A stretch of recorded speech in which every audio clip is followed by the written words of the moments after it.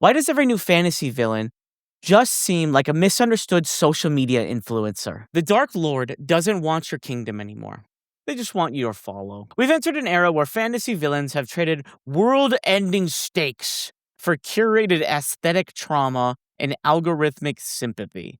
And honestly, it's embarrassing. Once upon a time, villains wanted something terrifyingly simple: power, domination, annihilation, control. They want a brand. Modern fantasy keeps giving us antagonists who look less like a threat to the realm and more like people who just post a soft-lit, "I'm not the villain, I just misunderstood by the patriarchy." These characters aren't written to be feared, they're written to be defended on TikTok.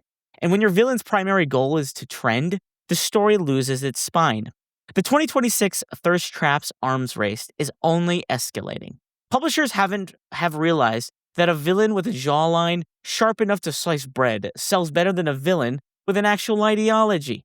Now they're entering the era of hypersexualized dark lords, pouty, wet-eyed tyrants, misunderstood queens, whose entire personality is a slow blink and a tragic violin cue.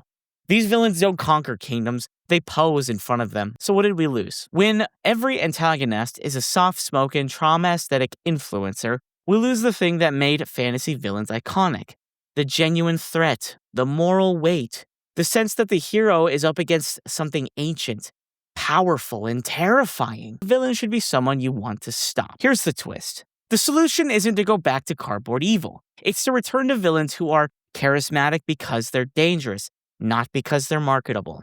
Villains who manipulate, seduce, and deceive because it serves their agenda. Villains who charm is a weapon, not a brand. Villains who can walk into a room and make you feel the temperature drop, not because they're sad, but because they're powerful. Fantasy doesn't need more influencers in cloaks. It needs antagonists who remind us the world's villains once meant something. So the next time you see a fantasy villain, it's like they're one apology video away from redemption, ask yourself, are they actually dangerous or are they just trying to go viral?